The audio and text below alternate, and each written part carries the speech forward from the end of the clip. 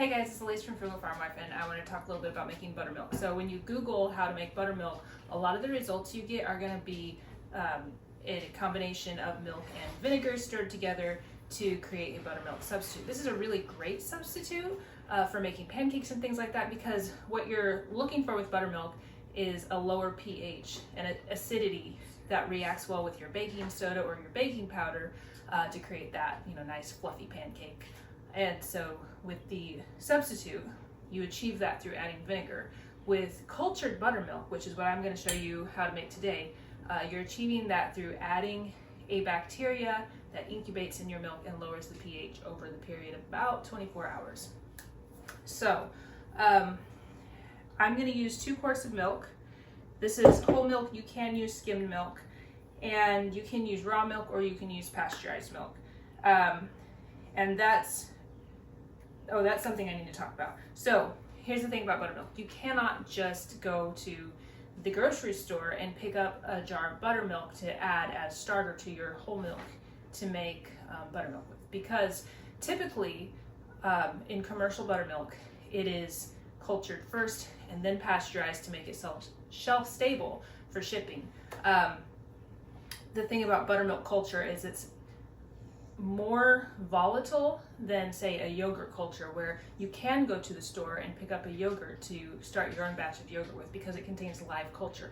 But the live culture in buttermilk works at a colder temperature than yogurt does, and so it keeps on growing and it becomes less stable. And in order to create that, keep the pH at a certain level during shipping and in the grocery store shelf and in your refrigerator, it's pasteurized before it's sold. So if you are making your own buttermilk, you are going to need to buy a buttermilk starter. You can buy from, say, New England Cheese Supply, a freeze-dried starter culture. It's very easy to use. They have this big packet with little packets inside, and you just add 1 packet to 1 to 2 quarts of 86-degree milk, and you put it in a jar and incubate it for about 24 hours. It's really that simple. The problem with it is that because it's still continuing to culture in the refrigerator, it can become unstable if you're using it from batch to make new buttermilk. So I'll address that in a minute, but first let's get started on making this buttermilk. I am using whole raw milk. You can use pasteurized milk, which does help. It is helpful to use pasteurized milk to kill off any competing bacteria that can interfere with your starter culture. It's not going to interfere with it in this batch, but down the line, if you're using your homemade batch to start a new batch, down the line it can start affecting it.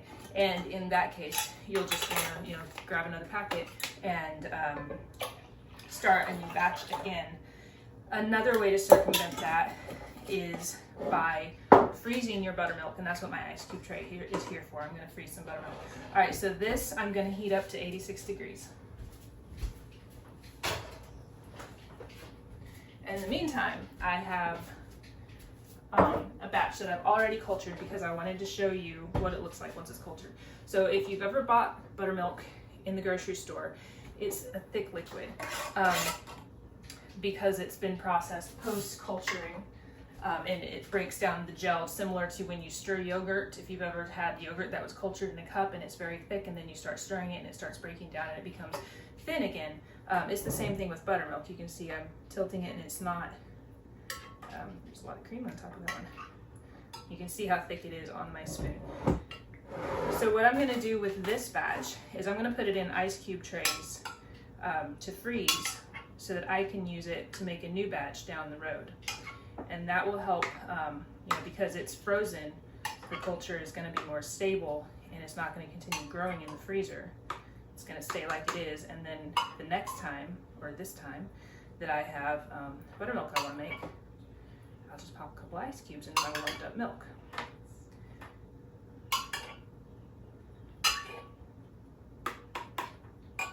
If you do use whole raw milk, you are going to end up with a buttermilk that it's a cream top buttermilk. So you can probably not tell it in these videos, but a lot of the first spoonfuls were yellower because they were cream. And that's fine. I don't mind starting my next batch of buttermilk with creamy buttermilk. Okay, so this is full, and I'm gonna just pop it in the freezer. And when it's frozen into cubes, I'll pop those cubes out of the ice cube tray and put them in a Ziploc bag, and just label them buttermilk starter. All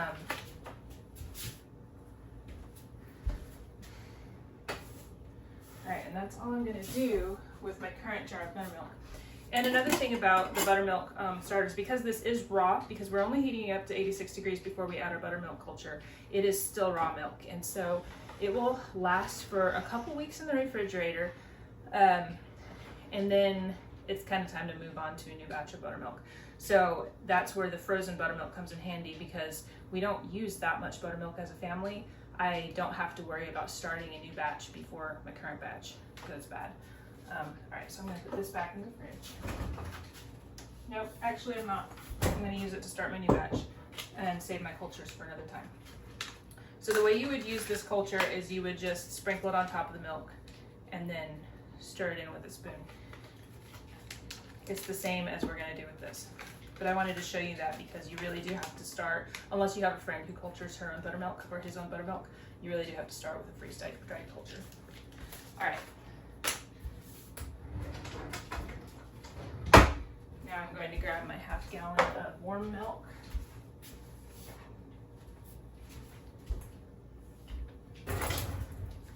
Alright, so I'm going to check the temperature with my thermometer real quick.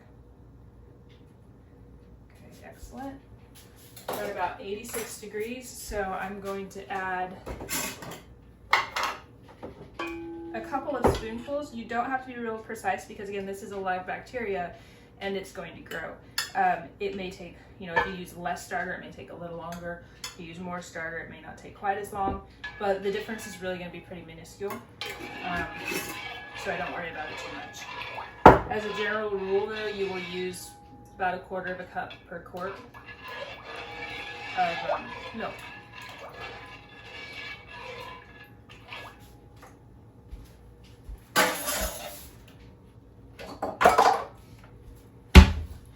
Now, probably the hardest part of making this your own buttermilk is pouring it into a jar to incubate without spilling it everywhere. It's an art I'm not sure I've mastered yet. Hey, look at that.